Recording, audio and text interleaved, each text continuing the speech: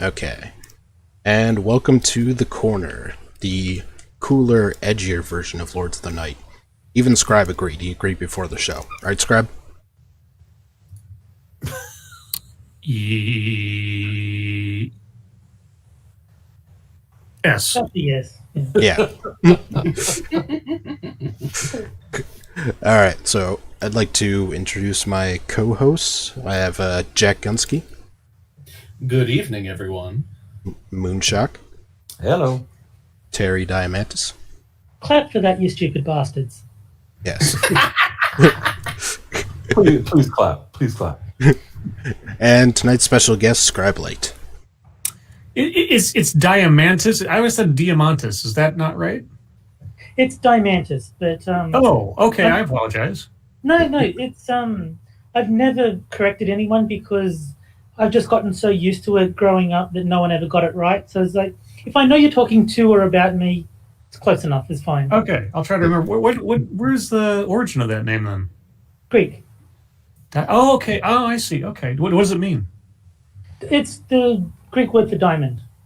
Oh, okay. I will endeavor to correct myself in the future. Yeah, you've been dead naming him this whole time. And the origin of Diamantis is Granting Monkey. That's true. Yes. Oh, yeah. There you go. You don't know it, but every time people say his name wrong, he dies a little bit each time. I see. If that were the case, I would have died a long time ago.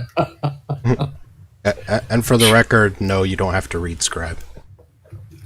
Yeah. Well, I wouldn't even if I was asked. So no, when I mean it's enough on the regular shows where I'm spending the first half an hour just talking nonstop, and on my nights where I'm hosting, I'm just I'm almost talked out. But I made an exception just for you.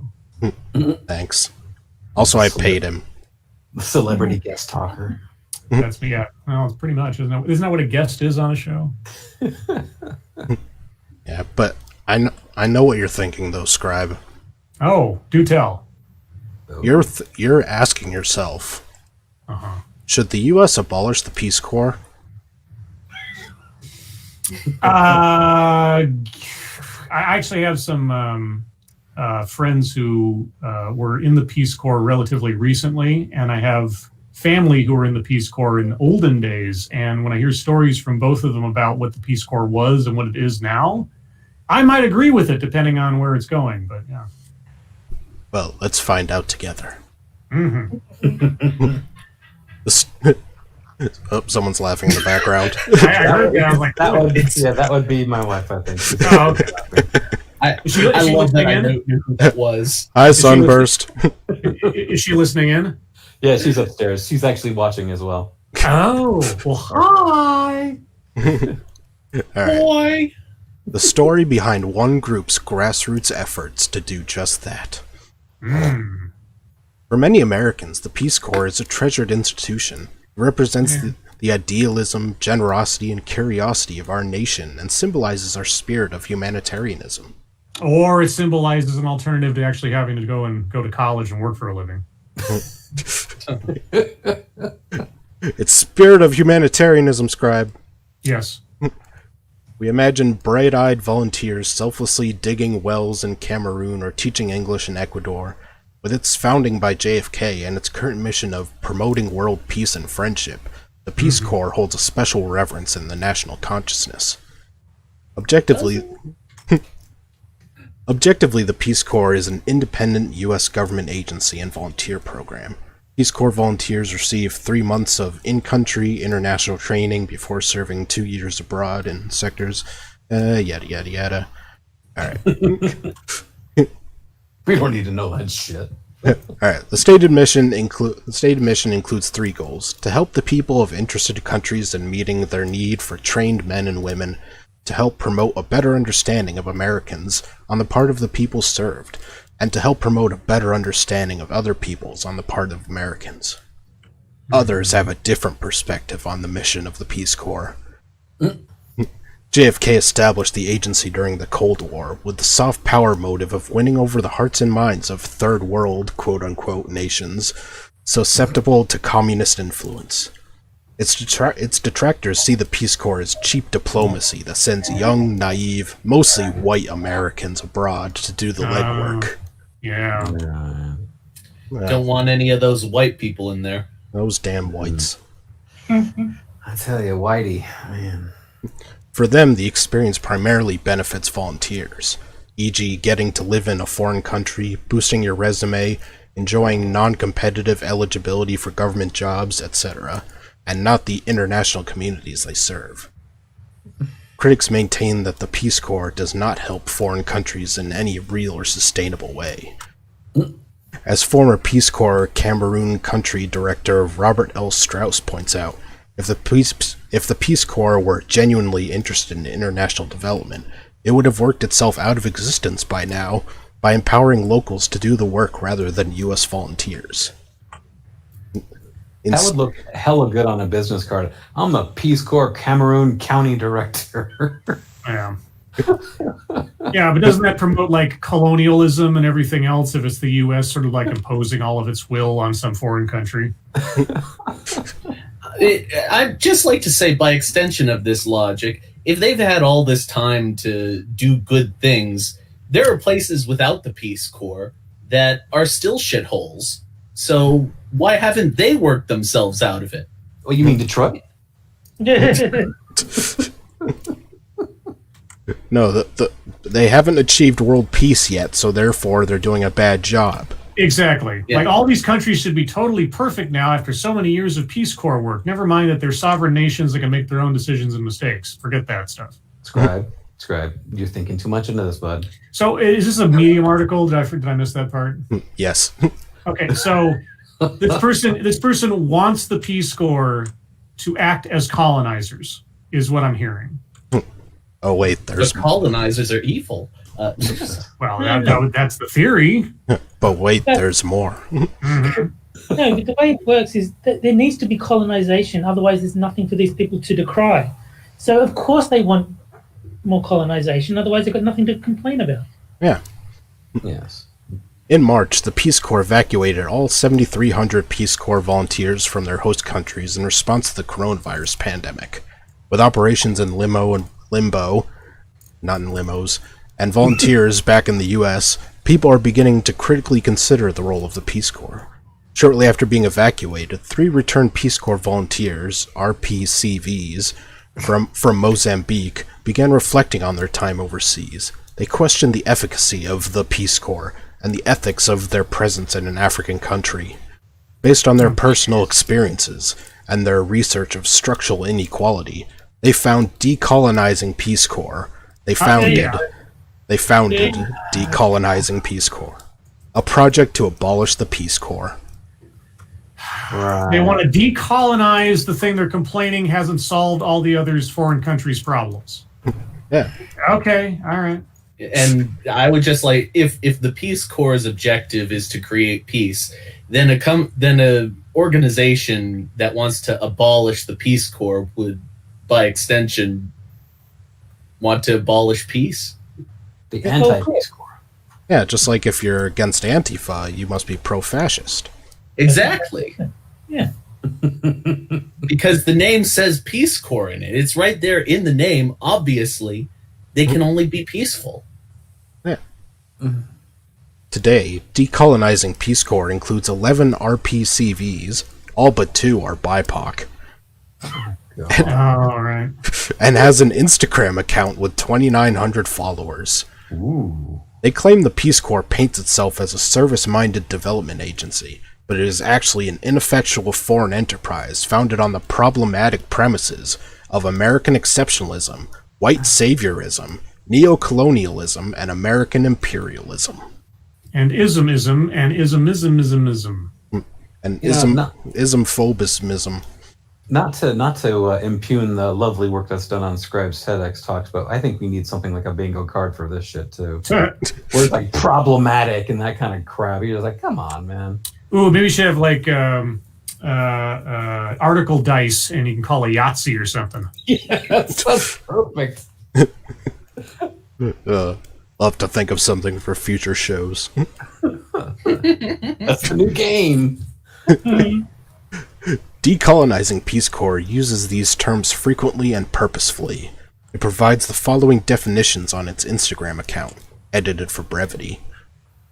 Neocolonialism. This term was coined in the 1960s as countries under colonized rule. I'm just gonna yada yada that. Yeah, there's the sixes on the Yahtzee right there. I just like the frosted, edited for brevity, like even more than they did. Yeah.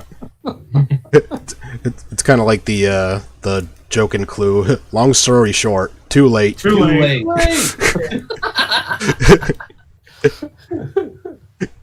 All right, and then it turns into an interview. But I think that's the gist of it. Is that the Peace Corps? It's just colonial. It's white. It needs to be gotten rid of. Yeah. Now, for sure. Scribe, tell me, you've listened to a lot of these things. What is so evil about colonialism? Well, that's the thing. I did at least one video before where someone was complaining about colonialism, and I'm like, okay, what is the actual definition of colonialism, and so on and so forth. And I just sort of I think everybody does this, and I think people trying to, I don't even understand if they're trying to impose their thoughts on something else by destroying something else, they're actually acting as colonizers. So you want to destroy the Peace Corps, you're actually doing an act of colonialism on America after a fashion. You know? I mean, what are we taking away from these countries we're supposedly colonizing? Right. Shouldn't we be importing, crops or whatever it is from that country if they're our colony? Well, now there is there is a legitimate concern, I guess, depending on how you look at it, of if you're coming in and you're literally trying to impose and replace and destroy another culture with your own. Now, there is some concern to be had about that, certainly. But it all depends on who you're talking about, what their actions actually are, and their motivations. The word alone is not some kind of necessary evil. It's relatively ambiguous depending on how you are behaving. Are you acting as because it's almost like they equate colonialism with being conquerors. It's not necessarily the same thing. As far as I can tell, their definition of colonialism is white people leaving America or Europe. Pretty much it, yeah. Or even just their neighborhood.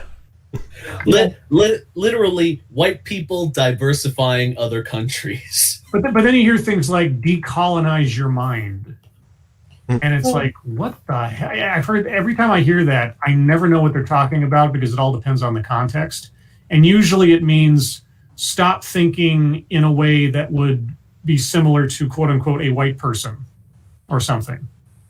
Well, I Sargon has pointed out, people are trying to say decolonize England, and he's like, but England was the colonializers. If you decolonize England, there's nothing left. Yeah. Well, wasn't it colonized by the Vikings or something? So maybe I don't know. Give it over to the Swedish. Maybe, I think the Vikings owe reparations. No, we'll just send a bunch of white people to Africa and just make Sudan the new Oklahoma. All right. Well, since the first article is done, it's time we move on to our first game. Woohoo! Oh, games. Yay. Now, Scribe hasn't played it, but No. this is a game I like to call the horseshoe game. And so basically, I took two quotes. One was from a Black Lives Matter supporter on Twitter, and the other was from Stormfront. And you have to guess which one is from which. Okay, so Black Lives Matter support. What was the other one? Sorry. Is from Stormfront. Oh, Stormfront or Black Lives Matter. Okay. Yeah. All right. And I blanked out a couple things so as not to give away the answers. Mm-hmm. All right. It happened last week. Yeah. Yeah, last week people guessed ahead of time. I used a Che Guevara quote, so people were able to pick it out. But these are just from forums. Okay. All right. So quote A. The old history of our people tells us China was a blank homeland. The blank-skinned Chinese are invaders who came thousands of years later. Stormfront. And quote B, this is why I do not want to be anywhere near these blank savages. Some of us will literally break them in half if they attack us this way. I'd say Black Lives Matter. Yeah, what do you guys think? Oh, I don't know. The way it's got Garrett Hedlund under A, I would say Garrett Hedlund is A. And B is Gas Showerman. That's a good point. If Gus Sharman is B, that must be the Stormfront quote. Are you hinting at us, Frosted? People in chat, you can guess too. Let's see. Faithless thinks A is Stormfront. Evolve thinks B is. See, A could go potentially either way because it could. No, actually, you know what? I think that A is BLM because they're doing a We Was Kang's deal. They were black, but then all the white people came in and took over because they're, I don't know. I want to say Stormfront is actually A. Alright, so Scribe said Stormfront was which? A. Alright, Jack? Stormfront is B. Moon? I say Stormfront is A. Terry? I'll go with the B, the Stormfront. Alright, and the answer is... Stormfront is A. There you go. So let's celebrate. Oh, wait. And now I'll just read the uncensored versions. Don't worry, there's no slur. Well, the old history of our people tells us China was a white homeland. The brown-skinned Chinese are invaders who came thousands of years later. Yeah. Brown-skinned Chinese? Yep. Who? Meanwhile, B, I kind of like uncensored. Alright. This is why I do not want to be anywhere near these alabaster savages. Oh my god. Oh, yeah, there you go. Some of us will literally break them in half if they attack us this way. I just think Alabaster Savages is an awesome band name. Yes. Yeah. Well, you got your screen or your game names for next Tuesday. Way too long. But You only get 12 characters. Well, you could always be like Brown China or something. I don't know.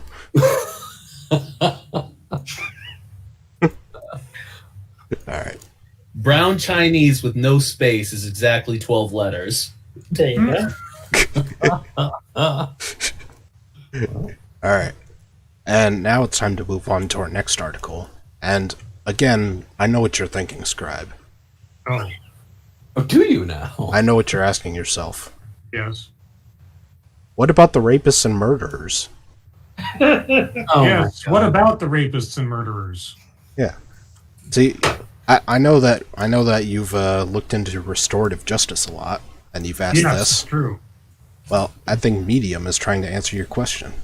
Oh, okay. I'd love to hear it because I've never heard a reasonable answer from any of the other ones before. All right, this one starts with a trigger warning. Rape, sexual assault, murder, torture, ableism, and trauma. Wait, okay. Before we go any further, I have to say the whole principle of restorative justice is that a murderer should be able to talk to one of his victims, or at least one of the relatives of his victims, and work things out verbally. But in the trigger warning, they basically express that you cannot talk about these things to certain people. So what happens if you cannot talk to a person whom you are supposed to be restorative justicing? But That's why you need to read the article. Jack, what do you need to talk to a dead person? A medium. So there you go. All right. Gone full circle. Yeah. All right. The most common question posed to abolitionists is, what about the rapists and murderers? Most people are not satisfied with the answer they receive. This article is an attempt to break this question down further from my perspective as an abolitionist. For transparency, I've been an abolitionist for about 2 years now. I'm an organizer and work in jails as a domestic violence counselor. I am also a sexual assault survivor myself. I come to this work as someone who has survived violence and has deep love and connections to people who are in jail and prison as you read these words. I see prison and police abolition work as a continuation of the work laid out by slavery abolitionists. I am also still evolving and deepening my knowledge on this topic as we all are, and give special thanks to the thought leaders and organizers who have been doing this work for decades, such as Mariame Kaba, Angela Davis, Ruth Wilson Gilmore, and many more. When people ask me, what will we do with the rapists and murderers if we abolish the prison industrial complex, including prisons and police, I typically respond, what are we doing with them now? The original question itself requires unpacking. We are locking them up for a term of time to keep them away from society within the law. So that's what we're doing with them now. Yes. What is your alternative? To ask what will we do about the rapists and murderers implies that rapists and murderers primarily make up the 2.3 million people currently incarcerated, not inclusive of people impacted by mandates, probation, parole, and e-carceration. No, that does not mean that at all. The author says it means that, so it means that. No, it means that in the idea of eliminating prisons, what do you do with the worst offenders and the worst possible crimes? Rape, murder, child abuse, that kind of thing is kind of the top of the pops. So in that category of prisoners, what do you do in the alternative if you do not lock them up? That is the question. But what you do, it's very simple. You have to make sure they're killing the right people, which is white people. As long as they're killing the right people, just let them do their thing. Oh, yeah. Okay. Does this person ever answer the question, I guess would be my question. Because, they've stated the main problem, the main concern. It's like, you could conceivably say, and I've said this several times on these things, you could say something to the effect of, restorative justice practices make sense from, third-degree misdemeanors and down. And then everything else, we still need to have a system of incarceration or something. I'd be like, okay, I'd have to hear the details, but that sounds far more reasonable than saying abolish prisons. But if this person's talking about what do we do with the worst possible of the society, like, okay, tell me. I am dying to know. Well, the underlying implication is that prison is a place where dangerous people go to be held accountable for their poor choices. If this were the case, then the fact that black and indigenous folks and immigrants primarily make up the prison population means we are predisposed to dangerous behavior and poor choices. The thing about this one that always gets me is the same people who will criticize you for pointing that out, if you ask them, what about the fact that there's more men than women in prison? Oh, well, men just make bad decisions. Like, men are just naturally violent. Like, they won't even recognize the double standard. No. I remember specifically Ben Shapiro cornering someone with that argument. I forget what her name was. Let's see. Okay. Yet we know this is not the case. So before we dive deeper into this question, I want us to challenge this subconscious thought. Prison is not a place for bad people. In the U.S., prison is an invention of white supremacist capitalism. Oh, Jesus. Shut the hell up. Do they have to have these buzzwords in every single argument they use? Can they ever just explain their arguments in simple language that doesn't require us to be able to read your fucking mind? Because that's the only way that anyone could ever figure out what they're actually talking about, is if we were able to read their mind. And I question if they know themselves. Also, the idea that prison is the invention of white society? What? Yeah, there was... China has no prison. Argentina has never had any prisons. Mexico's never had any prisons. Africa's never had any prisons prior to white colonists. Are you seriously? Oh, okay. Those were set up. They were set up by the Peace Corps. Oh, there you go. Well- Yeah. Well, For the if record- Mul- For the record, Sean Lin in chat is saying Sally Cohn is the woman that Ben Shapiro was talking to. Yeah, I was going to thank him. Yeah, that is the woman's name. if Mulan has taught us anything, it's that China most definitely has prisons. Yeah. All right. It functions essentially to disappear unwanted populations. Oh, God. In the 19th century, Yeah, unwanted populations like murderers and rapists. You're right. You got me. That's what abortion's for. I want them to go away, not come back. in the 19th century, much of the discourse surrounding how to solve the Negro problem in place of slavery was to ship black people to Liberia. This was because white liberals did not want us in this country. They believed us to be beneath them, and unable to live peacefully beside them. White conservatives did not want us in this country if we were not providing free labor. Consequently, the carceral system has exploded since the end of slavery. Being that prisons and police are legacies of slavery, and we know that black folks do not commit more crimes than other populations, yet make up a large part of the prison population. I think that the report on crime would beg to disagree. Note that the author was careful to say conservatives and not Republicans. Yeah, just a bit. Funny thing about that. Alright, let's see. I'd like us to turn firstly to rape and sexual assault. Okay. Rape and sexual assault are the most underreported crimes in this country. How do you know? Only about 6% of rapists will ever serve a single day in jail. How do you know? And only around 0.7% of rapes end in a felony conviction. Okay, well, that one you could possibly know, but how do you know it's the most underreported? If nobody's reporting it, how can you have any statistics? She is a sexual assault victim. This is her truth. Oh, Enough of the hate facts there, Scribe. Come on. This fact speaks to why I respond, what are we doing with them now? When asked what about the rapists, because the answer is essentially nothing. Yeah, I'm Yeah, gonna go. there's not a single rapist in prison. I'm gonna walk up to the next person and he sees, what about the rapists? And they're gonna be like, "You're a fucking idiot. Shut up."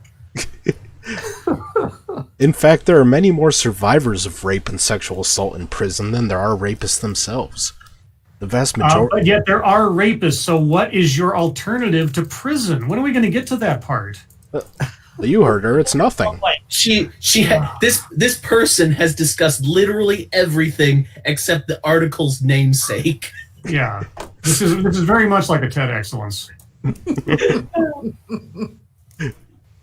The vast majority of people who are raped by someone they know personally. This matters when the carceral system is designated as the proper means of accountability. While some survivors seek justice via the carceral system, most survivors do not. This can be for several reasons. Some reasons could be the person is in their family. They don't want to break up the person's family by sending them to jail. They're embarrassed. They don't want to be obligated to relive the traumatic experience in a public space, etc. There are many people who don't want their rapist to go to jail. They want the rape and abuse to stop. So maybe send them to jail? Might help. Yeah. I'm starting to get the feeling that this author's entire argument boils down to we don't need to worry about the rapists and the murderers because there aren't that many of them. So just let them do whatever because there aren't that many of them. No. I think you're missing it. It's not just that there's not that many of them.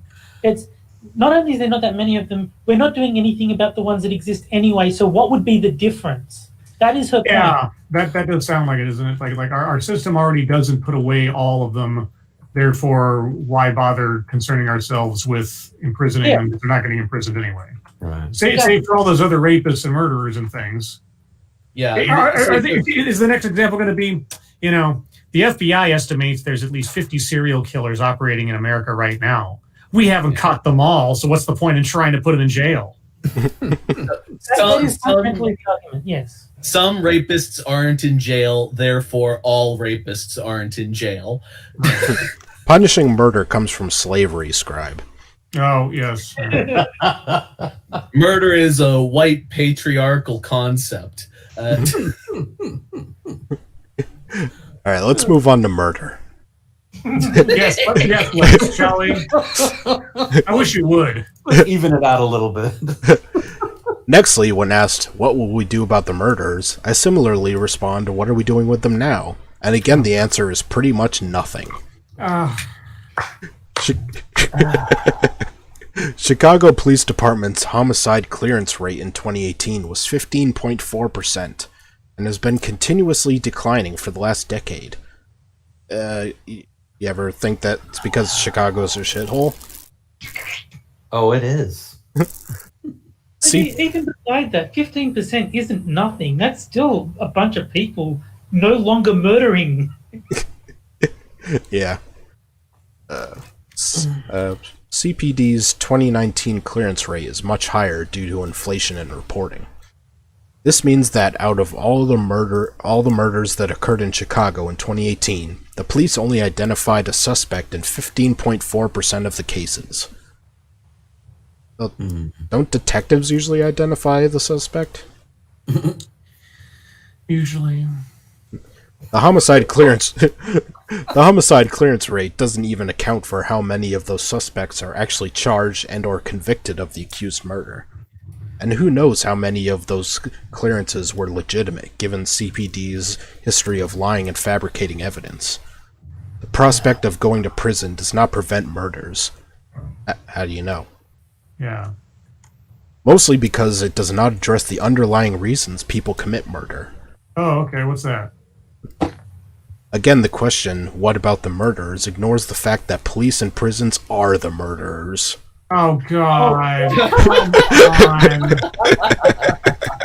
Wow, how... It was right about that time that Scribe realized he had made a bad decision. No, this is like even the restorative justice people on TED Excellence don't make arguments this bad. They just don't make any arguments at all. They barely, if they ever bring up rape and murder, there's only, I think out of like 6 or something, only one guy ever brought it up and said that those are the exceptions to what he was saying. And I was like, okay, well, at least you're being honest about it. Everybody else just avoids the topic completely because they know they don't have an answer for that one. Well, this to me just seems like this writer is trying way too hard to make a point, and it's just kind of collapsing underneath them. Yeah, they have no argument for it. I have a feeling that people write from Medium because they know that people cannot respond to them in any sort of direct manner, right. And that they just need to get their brain vomit onto a page. There is a comment section. There is a comment section for Medium. There is? Well, yes, but it's also filled with similarly psychopathic people. It is, but if you wanted to reply to this person, you could. So you can respond directly to them. Fair enough. All right, here's a stat that just shouts citation needed. One third of all stranger murders are committed by police. Stranger than what? What? 1/3. I love how it emphasizes 1/3 in caps and bold. 1/3 of stranger murders involve police. Yeah, hopefully they're investigating them. Oh, wait, you mean that it was the police that did that? Well, how do you know that? What are they talking about? How many is a third? A third of what? What? The other 2/3 were defunded. I think there's people killed by someone they don't know, I assume. Yeah, well, I mean, most people killed by police don't know the police personally. First of all, I have a feeling that this person is not talking about actual murder because murder is a legal term, and if it is not actually proven in any way, then it's just called a killing. I'm not murdering. I'm traveling. There's a difference between a homicide and killing someone in self-defense and that kind of thing. Yeah. Sure. I mean, yeah, okay, but this is this is such bullshit. It's like, yeah.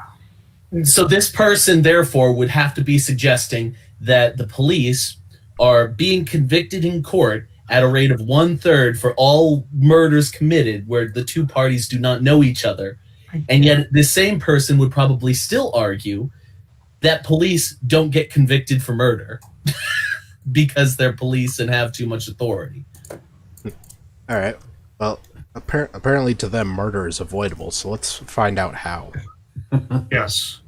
So, murder is avoidable. In fact, income inequality is one of the strongest factors in a country's murder rate. Oh, shut up.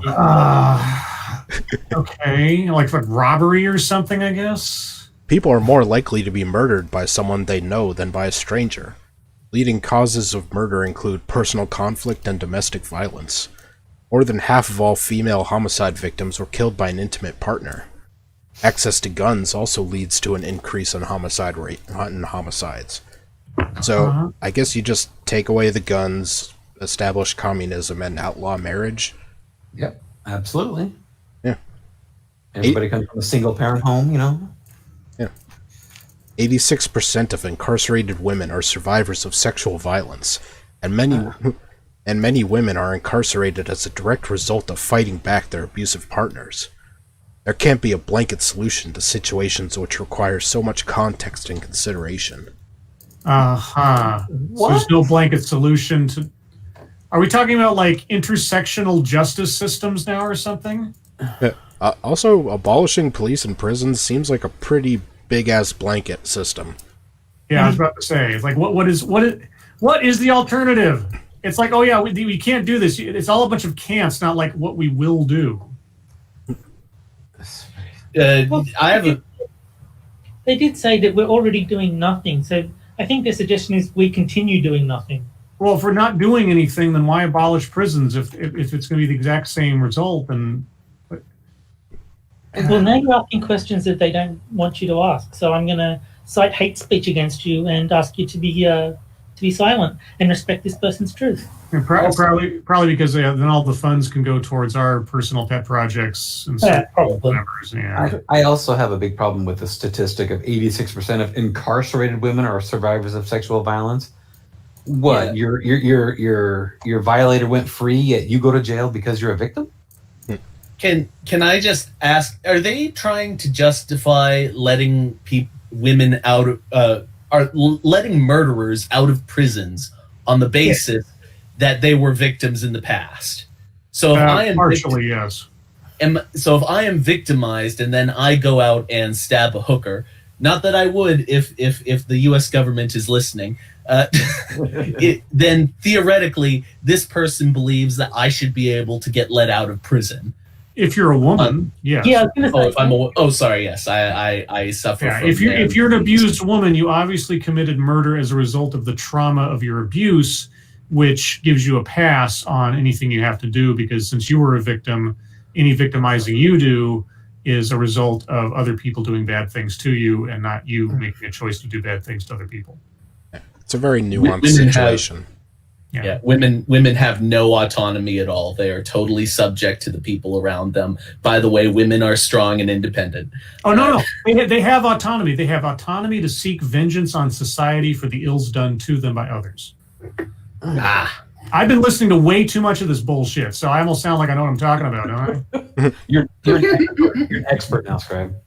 I'm a pseudo expert. Yeah, it's just like most of the TEDx talkers. Exactly. All right, I'm just going to finish up this paragraph. All right, imagine if we invested in housing, jobs, drug treatment programs, education, and healthcare. Imagine if lawmakers took gun violence seriously. Oh, God. Imagine if de-escalation was taught in schools. Imagine if there were resources for survivors so they would not have to be murdered by their abusers or resort to assault or homicide to defend themselves. How would you teach de-escalation? Now, kids, before you go out and buy those guns, think twice.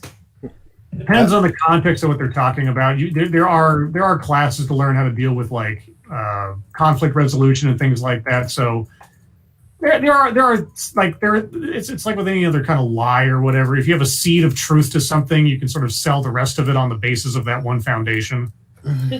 My question here is, they're saying if lawmakers took gun violence seriously, once you've abolished prison, what are you going to do with the people being violent with guns? Like, just let them free. It seems to be the suggestion. They're like, how can you call for lawmakers to take it seriously and advocate the prison be abolished at the same time? Those are questions for tomorrow's society, Terry. Right. I just imagine teaching de-escalation, like they give one kindergartner a gun and the others have to talk him down. Oh, Jesus. One of the things I've noticed is why aren't these people talking about places where police and prisons have actually been rendered obsolete? You know, like when they were letting criminals out for COVID, or when they were when they were trying to defund the police, and the police weren't actually reacting to any of the crimes being committed. And you notice that now these cities are facing billions, or possibly, I don't know how much, but it's got to be billions of dollars of damage by this point.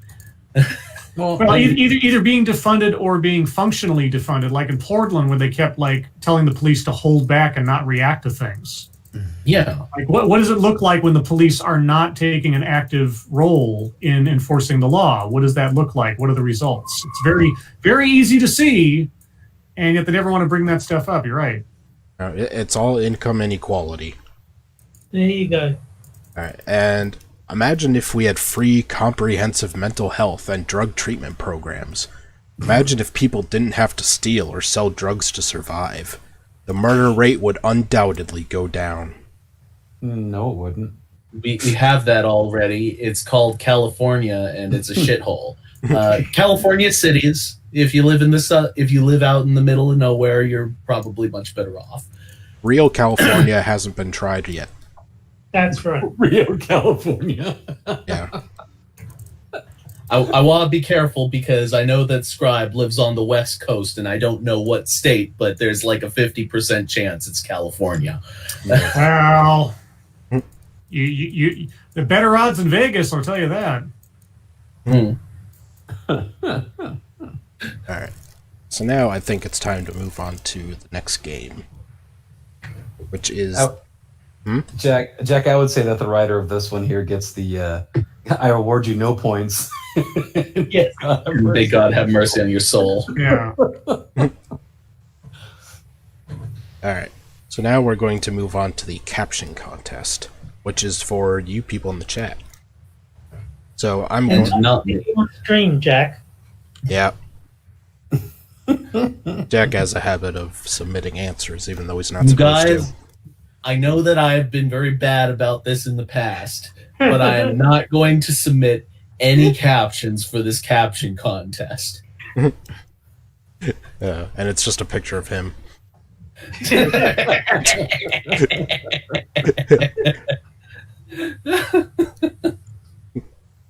Alright. So, I just revealed the photo. There'll probably be a short delay in the stream. And, you people in the chat have to come up with a good caption for it. And the winner, I will tweet out with the photo and your caption and credit you. You'll be your 15 seconds of fame. Hey. Oh God, that one. Yeah, I don't know if you're watching the stream on YouTube, Scribe. Can you see it? No, I don't have it in front of me right now. Sorry. Oh, well, Wait a it's... second. Oh yeah, because you might have somebody who's listening in the car or something. Oh, well, it's a screenshot from the Don Lemon. Is it Andrew Cuomo? No, it's Chris Cuomo. Fredo. Yeah. The governor one. Andrew Cuomo. Yeah, where Don Lemon was telling him, you gotta burn it all down. That's Chris Cuomo in the screenshot, though. Yeah, that's Chris Cuomo right there. Yeah, Chris Cuomo's the reporter. Andrew Cuomo's the governor. Yeah. No, I don't know. Yeah, wasn't Chris when they called Frodo? Or Frodo. Frodo! Something like that. No, they didn't, but they should now, yeah. Yeah. Chris is Fredo. Yeah. Frodo was more masculine. Didn't drink as much soy. Hairy feet. I like Functional's unambiguously gay duo. Yeah. Dumb and Dumber 3 going biracial. Oh my god. Proof that stupidity knows no color. Lemon juice melts brains. Film at 11. Come on, I'm expecting a ball juice joke somewhere. Well, I think that was it. Lemon juice is his ball juice. Yeah. Oh yeah, good one. I completely forgot about that. Or I didn't notice that one at least. I just like this still because Don Lemon looks high and Cuomo looks disgusted. Or in other words, a Tuesday. Yeah. That was Don Lemon talking about getting rid of the electoral college, burning the whole system down. Yeah, which would be very easy to do. Yeah. All right, so I put 2 minutes on the clock. So after that, we're going to pick a winner. Pirate Captain Fredo and the Lemon Man, crime on the high seas. Is that a porno? I like Will It Forward has Fredo and Frey Don't, which is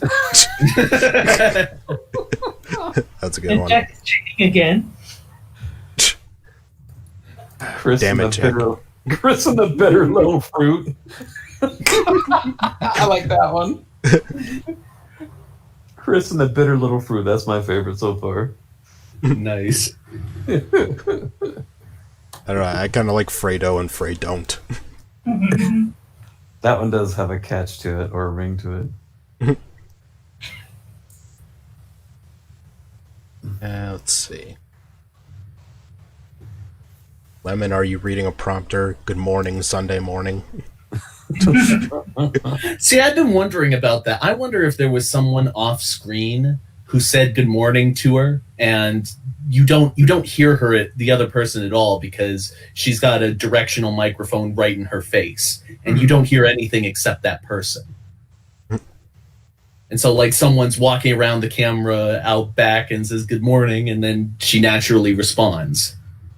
I think they would not have that happen during a broadcast. Like, in the middle of an interview, some rando saying good morning is not going to happen.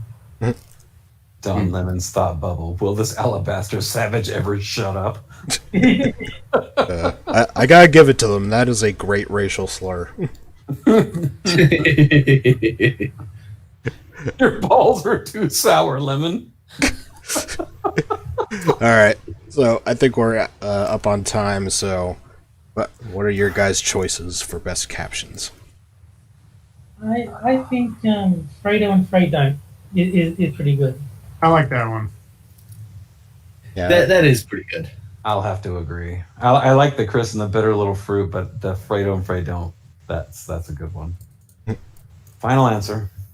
yeah, I think I'll have to agree. Yeah. All right, so this week's winner is Will It Forge. I'll tweet out. I'll tag you in the tweet after the show. Hey, congratulations. Congratulations, Will. For what it's worth, congratulations. I don't know how much it's worth, but there you go. All right, now I don't know how much time you have, Scribe, but I could go on to our final article. Proceed. All right. What you should do is tag both Don Lemon and Chris Cuomo on that too. Yeah. Like they'll strike your Twitter channel. Hey, that was unauthorized use of my picture. All right, and this is another one I picked out especially for you. Well. Not because of the topic, but because of the author. Okay. The Violent Defense of White Male Supremacy by Ibram X. Kendi. Oh, yes, Dr. Kendi. Yes, my mentor on the whole concept of anti-racism. Yep. All right. I wait with bated breath. All right. What Americans did and defended this summer will be inscribed into history forever. Hmm. Well, Well, I hope not, for the sake of a lot of Portlandians. All right. It sounds like the speech that Maximus gives to the people before the fight. It's like, "What you do here will echo in history forever." The summer began before the summer officially began. Summer ended before the summer officially ended. Oh my deep. god. This is deep stuff right here. Yeah. Are we sure this is a woman and not a guy jacking himself off? It was the best of times. It was the worst of times. Well, Ibram's a guy, isn't he? Yes. Yeah. All right. Okay. The summer began on May 25th, when the police officer Derek Chauvin knelt on George Floyd's neck for 8 minutes and 46 seconds in Minneapolis, Minnesota, suffocating his pleas for life. Largely peaceful demonstrations followed, and Trump tweeted, "These thugs are dishonoring the memory of George Floyd, and I won't let that happen." He added, "When the looting starts, the shooting starts." The summer ended on August 25th, when Kyle Rittenhouse borrowed an AR-15 style assault rifle from a friend, and allegedly... Assault rifle. Yep. And allegedly fatally shot Joseph Rosenbaum and Anthony M. Huber, and injured Gage Grosskreutz. I don't think he allegedly shot and killed at this point. I don't think it's an allegation. It's a motive. I'm sure he's covering his legal bases. Yeah, it could be. Hold on. There are questions to if there was more than one shooter present. Oh, okay. Because supposedly he only fired like 4 shots and there were 8 shots in total or something like that. I don't know the exact details, but I think that's the question still hanging. These 3 people had been demonstrating in Kenosha, Wisconsin, against the police shooting of Jacob Blake 2 days earlier. Trump suggested that Rittenhouse acted in self-defense. He was trying to get away from them, Trump said, and he fell, and then they very violently attacked him. He probably would have been killed if he didn't defend himself with lethal force. The violence... Accurate. Yeah, very accurate. Yeah, pretty much. The violence of Chauvin and Rittenhouse bookended the summer of Trumpism. The three long, hot months from May 25th to August 25th compressed 413 years of American history into a cell phone video in which anyone could easily see the history for what it has always been: the violent self-defense of white male supremacy. Oh, shut the fuck up. Wow. Colonialism, capitalism, slavery and slave trading, Indian removal, manifest destiny, colonization, the Ku Klux Klan, Chinese exclusion, disenfranchisement, Jim Crow... And a partridge in a pear tree. Wait, there's more. Eugenics, massive resistance, law and order, Islamophobia, family separation. Fucking Yahtzee, man. God. Shit. All were done in the name of defending life or civilization or freedom. The one cop did all of that? Yeah, the Chauvin and Kyle Rittenhouse are responsible for all of those things. Jeez, This is their strategy. They don't have any actual defense, so they just keep throwing out buzzwords. This person just basically cut to the chase and just listed out literally every buzzword they could think of, and then just put it on the paper and said, "This is what they're guilty of.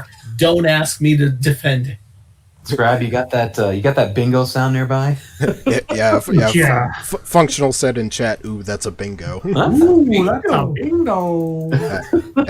I told you got to include the Leslie Nielsen clip from The First Naked Gun where he says bingo. Bingo. Oh, yeah.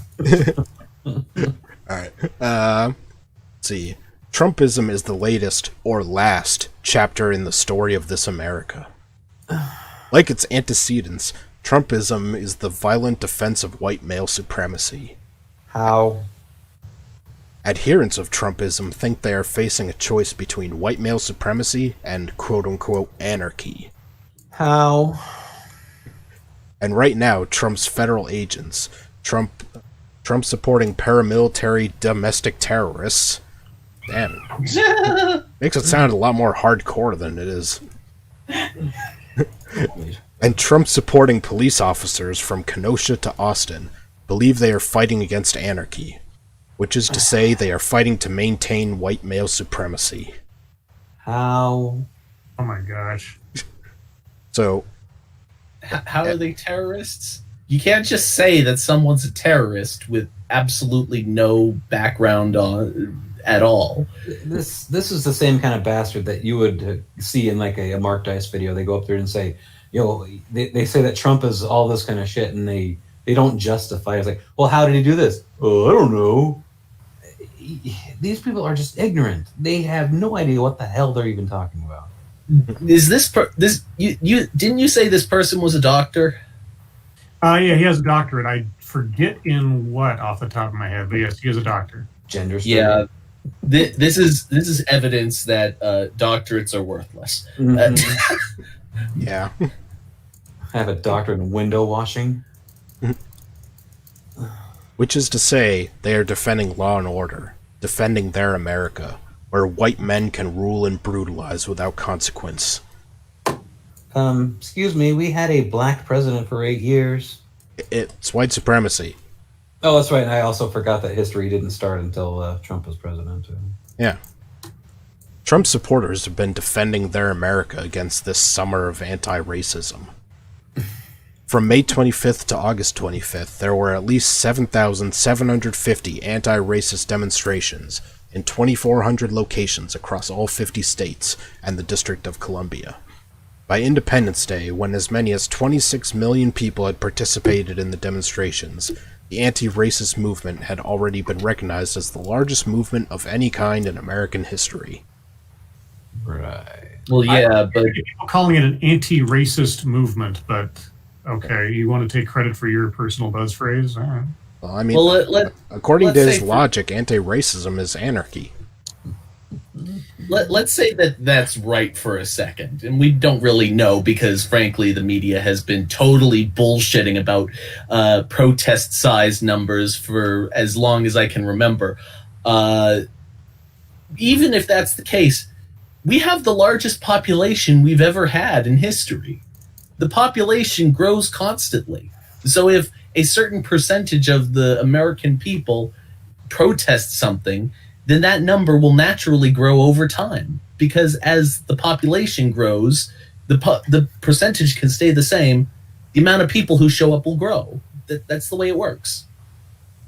And I actually have watched some genuinely peaceful protests. They're usually done on the conservative side. They're just sitting there, just doing their normal thing, waving their Trump flags, and then all of a sudden they're broken up by these stupid fucking Antifa people or all those Black Lives Matter people. There is such a definition of peaceful protest, yet they seem to want to give it the opposite effect on these rioters. Not to mention they'd actually get a lot more done if they were actually peaceful. Uh-huh. Yeah. Looting and stealing and destroying shit, that doesn't really get you very far. Yeah. It's like they didn't listen to Captain Planet. Looting and polluting is not the way. No, they Captain Pollution is their people. Yeah. Their hero. Captain Planet was a white man.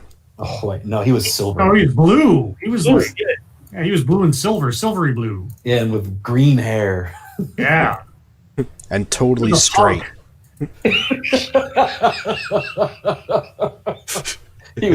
He was totes straight. Yep. The American people marched and rallied for Breonna Taylor, for Ahmaud Arbery, for all the black and brown and indigenous people disproportionately dying of state violence and COVID-19. And I don't recall Native Americans being killed. Indigenous people? And these were about COVID? I don't remember them talking that much about that. Well, didn't you know that COVID actually goes after the minorities more than they do white people? Yeah. Mm-hmm. Just saying.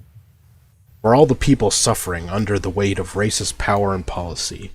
About 93% of these demonstrations remain peaceful, according to according to an analysis by the nonprofit Armed Conflict Location and Event Data Project. What? Yeah, I'm gonna have to give an X to doubt on that. Uh-huh. big. Anyway, the armed. What was it again? The Armed Conflict Location and Event Data Project. It's a nonprofit. AC. I thought that maybe it spelled something clever, but ACLEDP. That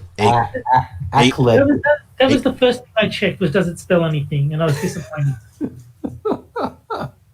You can rearrange it to spell Peldak. I don't know. Sure.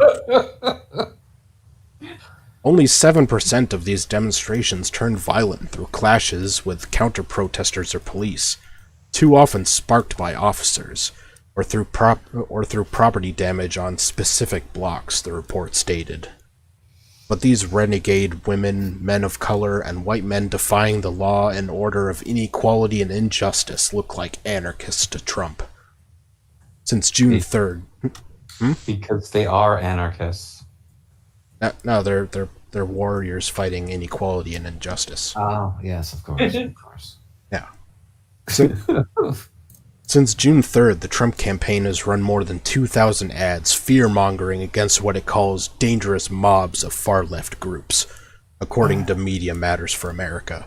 Yeah, which are obviously a lie and a myth. Definitely. They're rioters of peace, okay? The looters of peace. Yeah. God. All those officers and militiamen protecting the law and order of inequality and injustice are patriots to Trump. They are at war. In Trump's alternative reality, the grand battle is at hand between anarchists who want to destroy America and patriots who want to defend America. All right, whose alternate reality of what now? Yeah, I mean, didn't Don Lemon just say burn it all down? Our country wasn't built by cancel culture, speech codes, and soul-crushing conformity, Trump proclaimed in his address to the Republican National Convention on August 27th. It was built on rock and roll. No, wait, that's a city. No, the city was The built city. on rock and roll. Yes, Yeah. yes. How dare you get that wrong?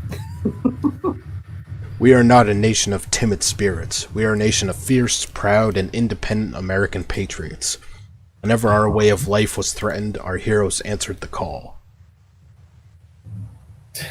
Why are you trying to take credit?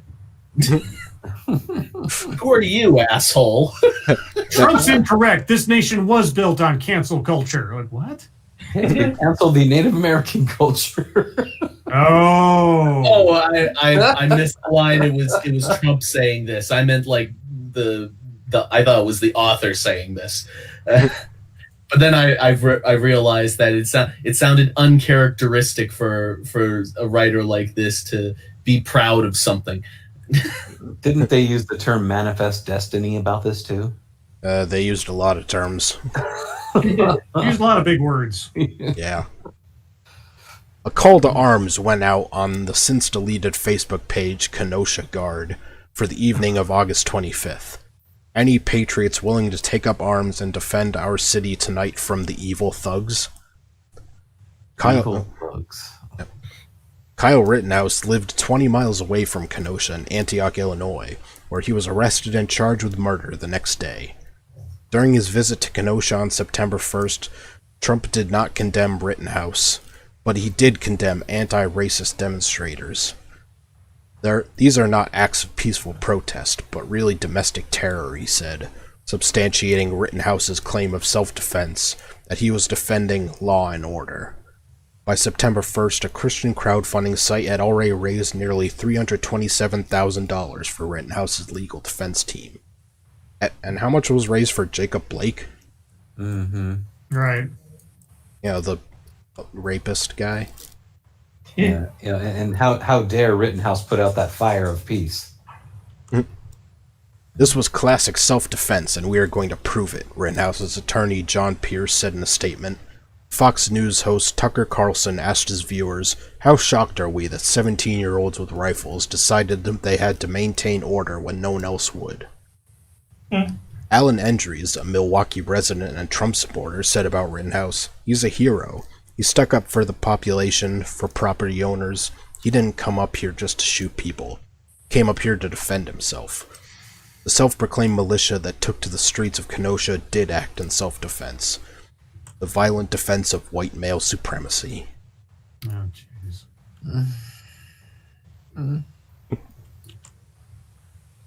Just gonna see if there's anything else interesting in here.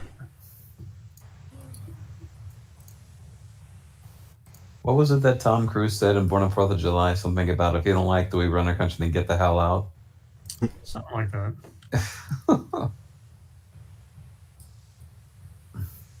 Now, what's the problem with that argument again?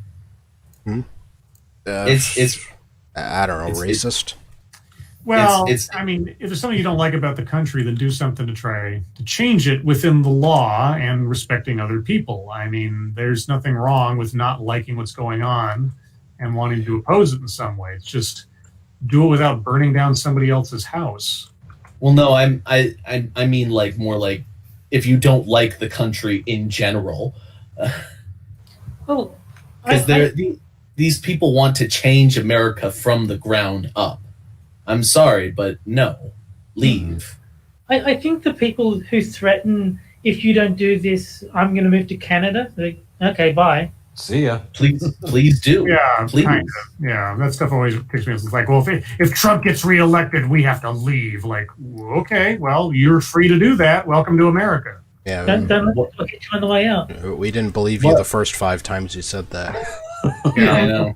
And anybody who anybody I should say of note, like one of the celebrities, any of those celebrities actually leave America on the occasion of Trump's election? Man, Maybe one of them did, but otherwise, I don't think so. I think that what really drove them out of the country was the COVID crisis.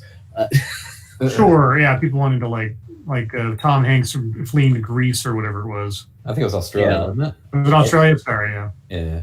Funny how things that actually affect their lives cause them to leave.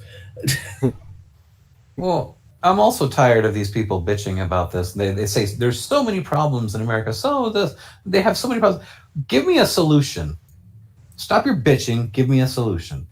Well, I mean, or at least have an idea of like, okay, this isn't working. Here's, even if it's an abstract, like I need to spitball this, I need to brainstorm this.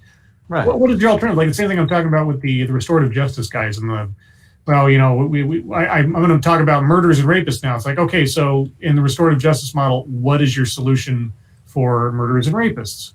Even if you don't have a fully formed like 20-point plan or something, at least give me the 30,000-foot level. Like, what do you do in this situation? What would you like to see? I think their solution is communism. Like, straight up, that they think if they turn America into a communist country, all the problems will magically be solved. Right. They're idiots, but I think that's what they legitimately believe. yeah, without income inequality, there's no murder, remember? Yeah, Exactly. Pretty many times I've heard someone say, we don't even know our history. I'm like, well, you obviously don't know the history that you're promoting. And then they use the argument of, well, socialism is good. It just hasn't been implemented right yet. Right. Okay. Go on an island with 20 other people, and you implement socialism, and we'll come back when you're a first world nation. I'm just gonna read the closing now. Sure. Alright.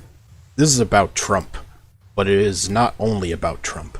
White male supremacy is a governing force as old as America, as new as Trumpism, and it is wholly threatened by anti-racism, by feminism. Oh, yes. So, and buy my book to learn how. Yeah, your philosophy is one panacea to all our problems, amazingly enough. And to learn how to do that, yeah, buy the book that says How to Be Anti-Racist. Yep. Buy my book. Buy my book. Yeah. Buy my book. Those who embrace Trumpism demand, like police officers, qualified immunity for their racism and sexism. When they hear Me Too, when they hear Impeach Him, when they hear Black Lives Matter, when they hear No Justice, No Peace, they hear the sounds of violent attacks on their supremacy. They envision their property burning. Where they actually see their property burning rather than... The BLM people tend to burn down their own neighborhoods, so yeah. And so who's promoting fear again? Oh, Professor? They hear the sounds of violent attacks on their Oh yeah, I got that part. They see their America under attack. In their minds, slavery did not end. And so they violently defended white male supremacy all summer long, just as they have all America long. Oh, If slavery never ended, how come black people are getting paid for their work? Yeah. how is our author here able to hold down a job? How does he have a doctorate? How is he just given $10 million in a grant by Jack Dorsey? I mean, what? Yeah. If slavery still exists, why can they vote? Why can they get $100 million contracts playing for the NBA?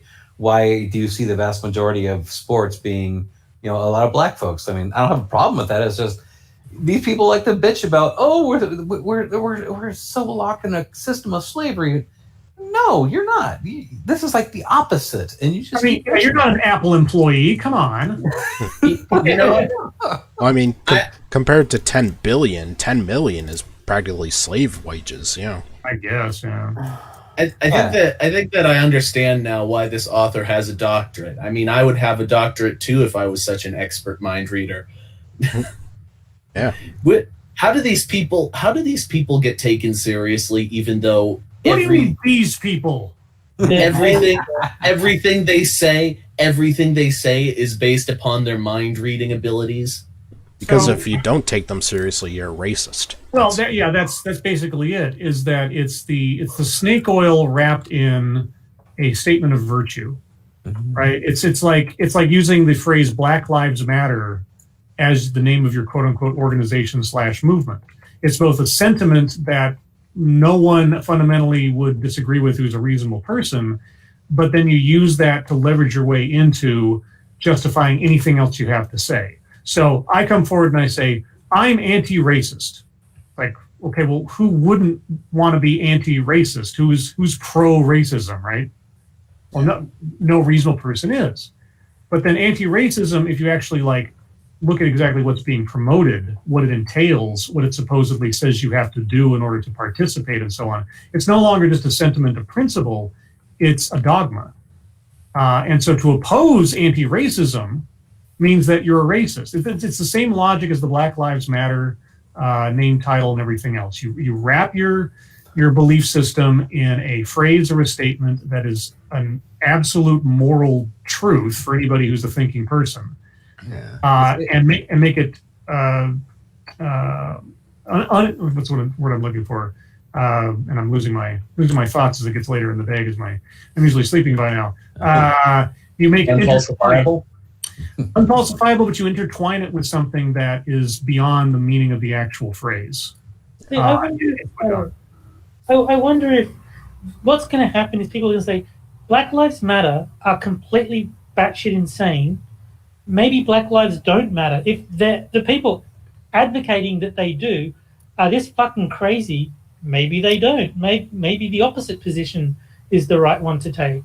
Because who would want to agree with those guys? Like they're not doing themselves. Then that justifies the movement right there. Anybody who opposes them, even either on principle or just out of frustration, they're obviously showing off that which they need to fight for, and please donate to my cause and buy my book and speaking fees. Which is why if I start a political organization, I will call it "Don't Put Cats in Microwaves." Yeah, I mean it is a very clever and genius way to have a perpetual grievance money machine that you'll always be the victim of. There'll always be work that needs to be done. We haven't gotten far enough yet. On and on and on and on. Feminism's biggest failure was not naming themselves women are human too. Yeah. I mean, you're not for microwaving cats, are you? Yeah, exactly. It kind of concerns me because it seems to me as though there's a large proportion of the population that is easily swayed by exactly that sort of stupidity, where all you have to do is call your organization something, and that makes the organization what it is called. Otherwise, if you disagree, then you disagree with that principle. Yeah, the Democratic People's Republic of Korea. I mean, obviously, it's both democratic, it's for the people, and it's a republic because it says so. I mean, that's the name. You wouldn't argue with the name, would you? Yeah.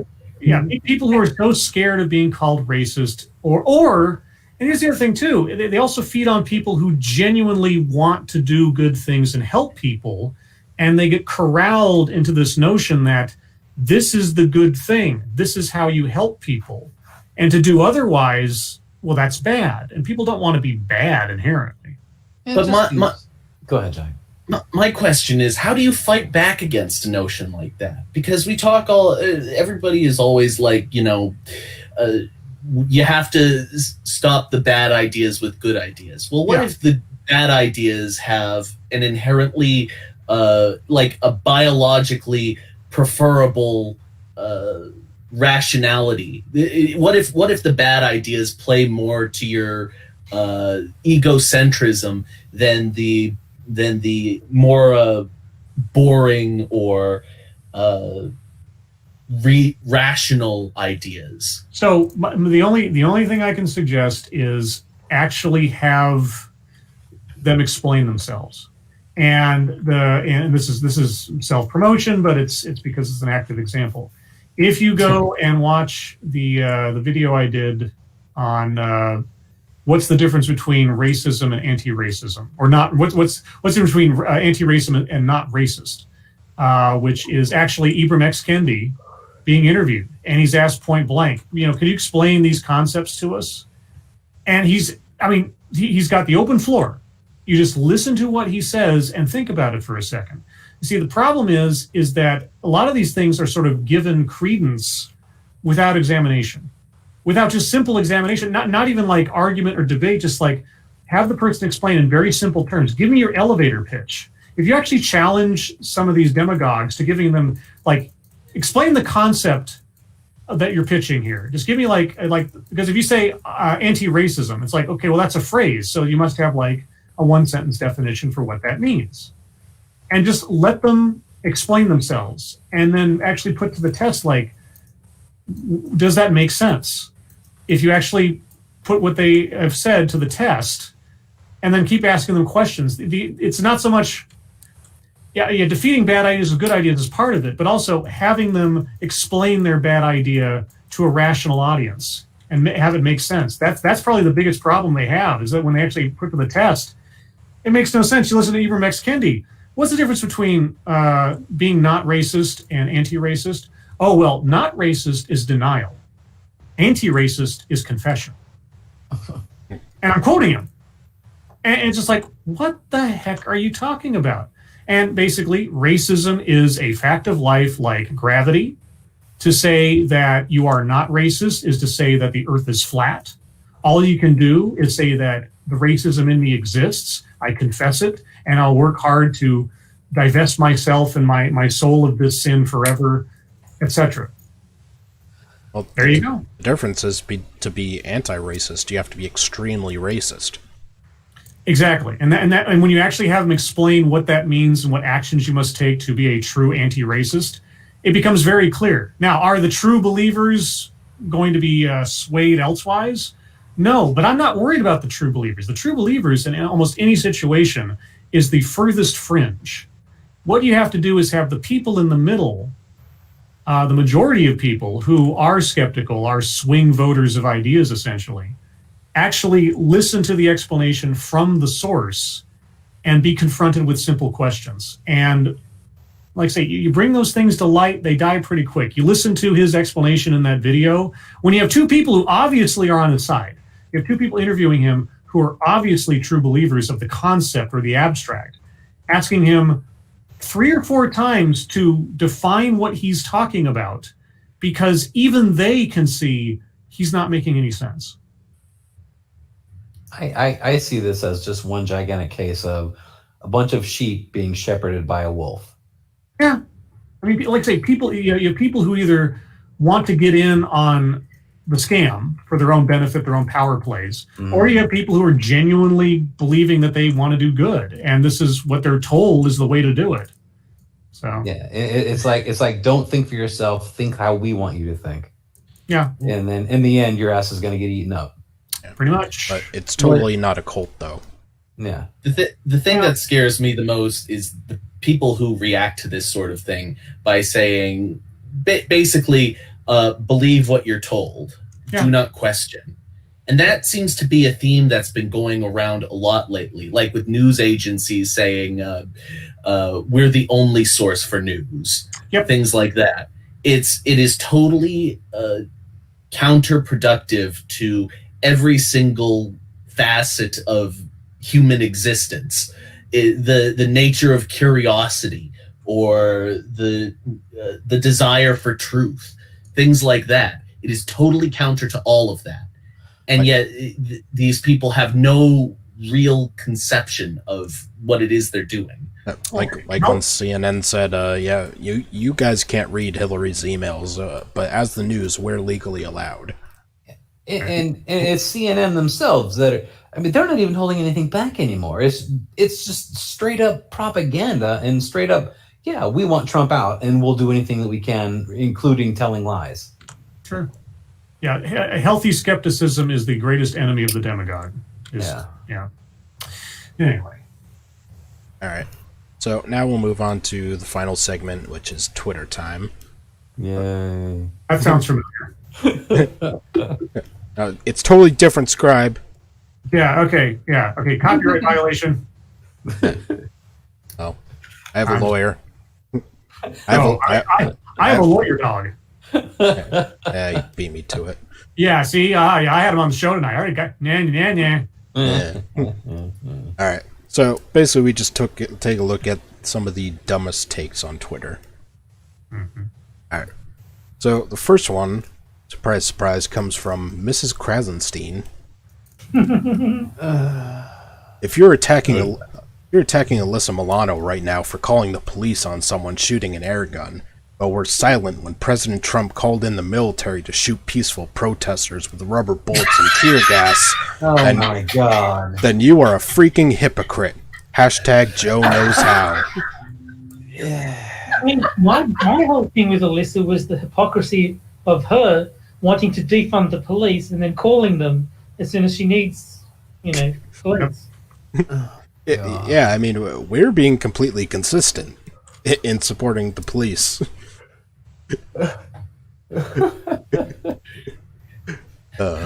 Because Alyssa Milano is now the end-all, be-all of virtue signalers. Yeah. We don't let's make it clear to Mrs. Krasenstein.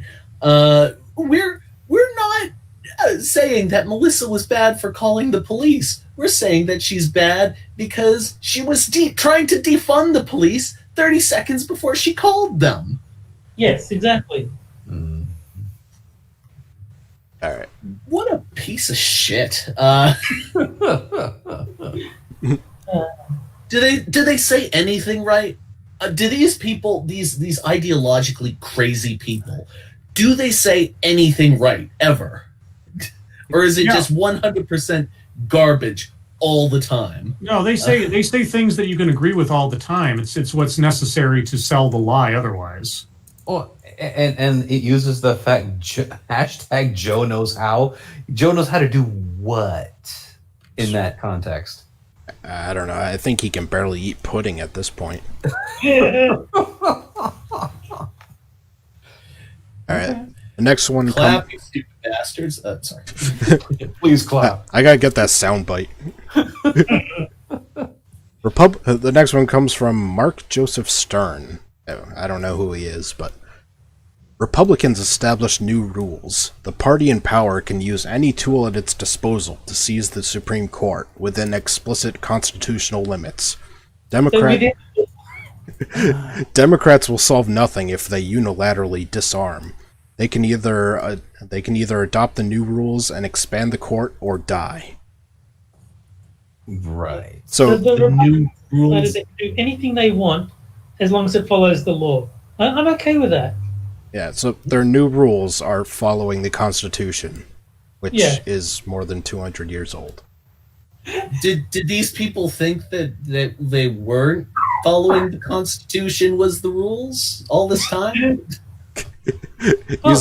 He's like, damn, doing exactly what we expected them to do. Touche. In answer to Jack's question, maybe so. I mean, your Constitution says you've got a right to firearms, and they're all pretty gung-ho about getting rid of that. So Yeah.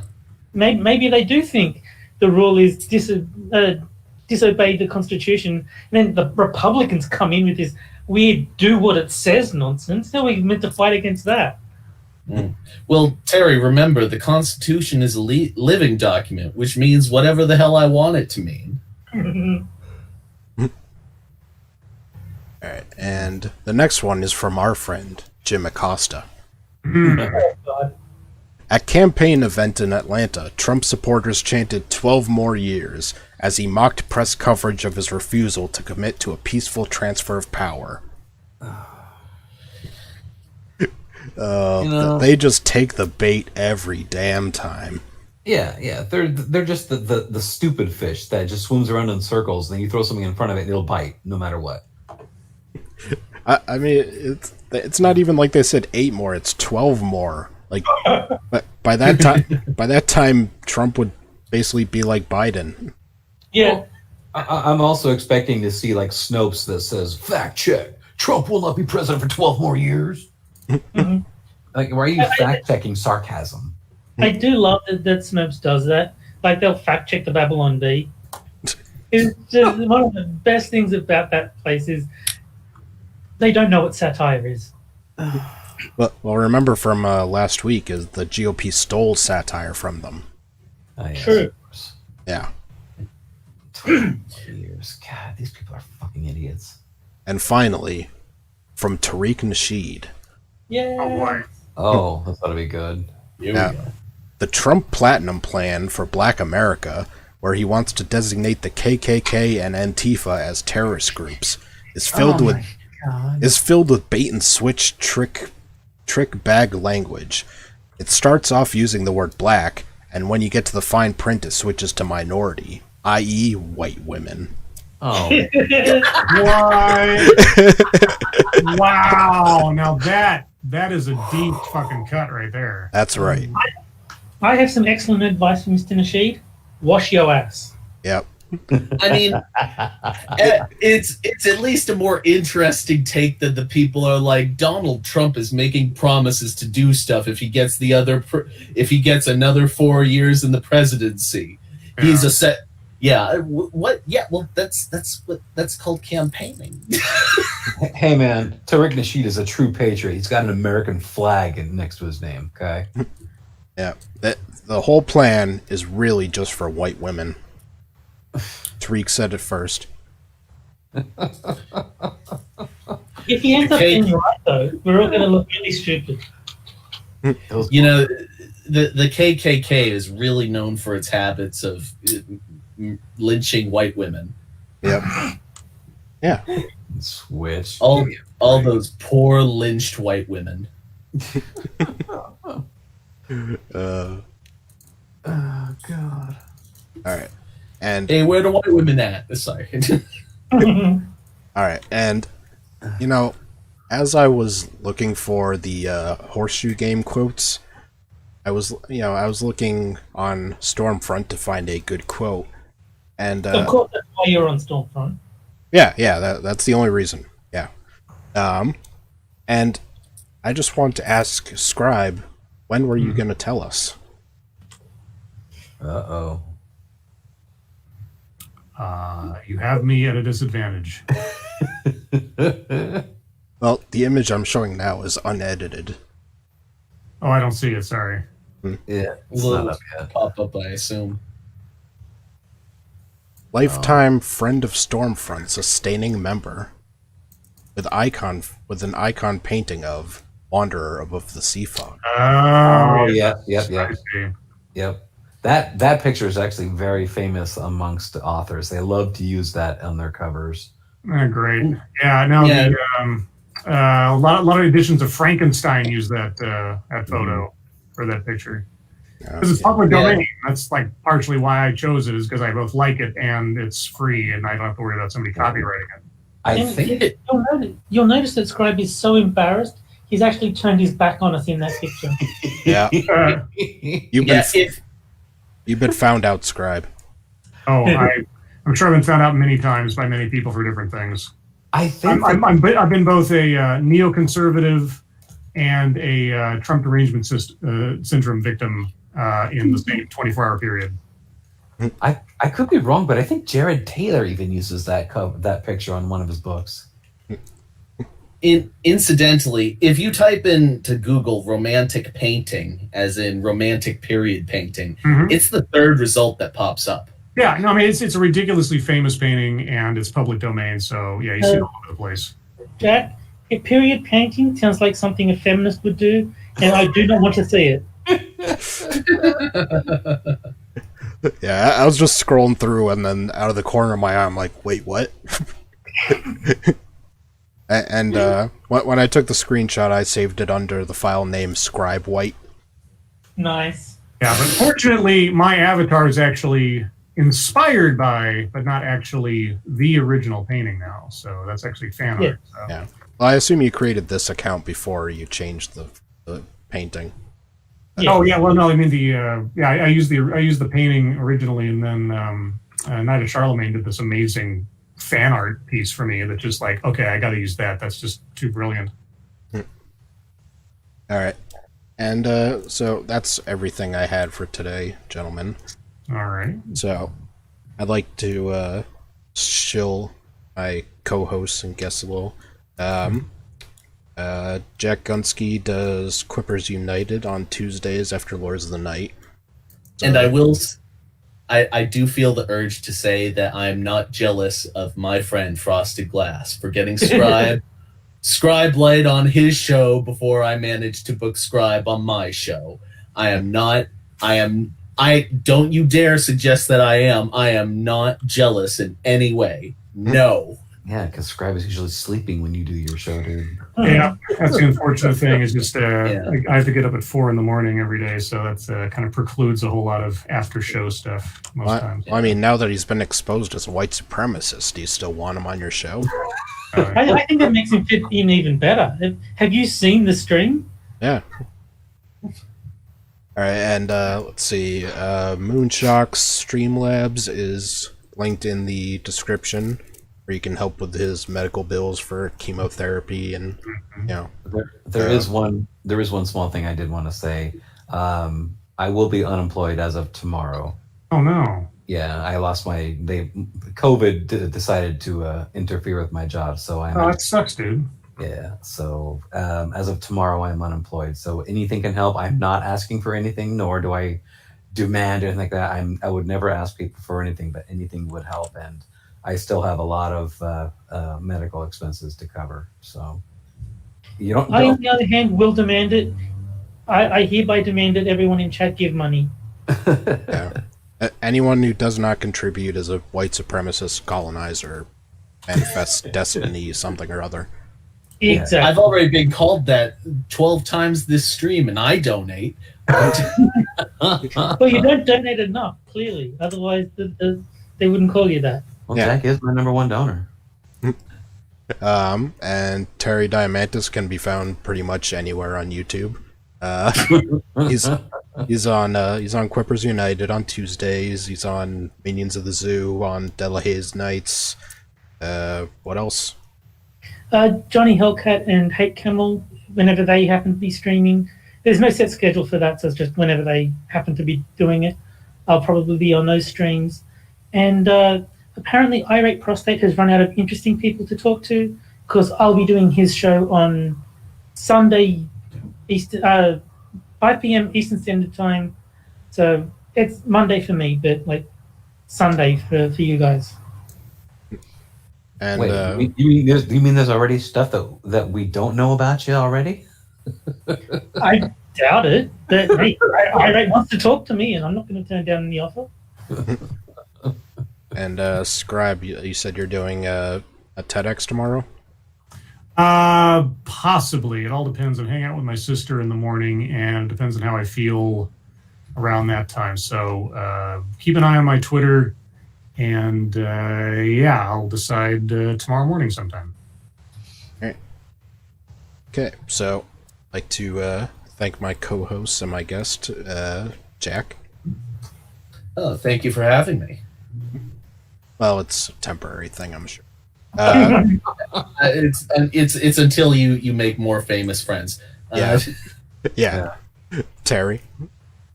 I think we should have got non-orthodox instead of Scribe Light. Oh, that'd be a completely different conversation. Yeah. He's a black supremacist. Moonshot. Black leather, maybe. Well, any day now, I'm waiting for my severance from Frost to say you fell asleep on the stream. We're gonna have to let you go. Yeah.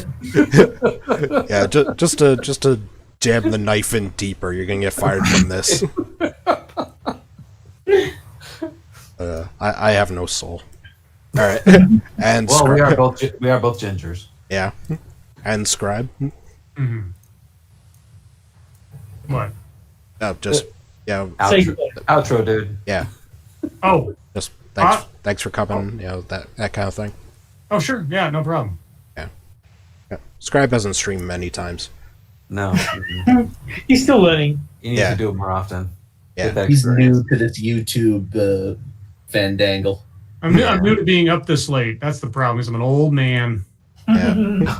All right. So we'll see. We'll also see you guys next week. Back on our normal schedule of Thursdays.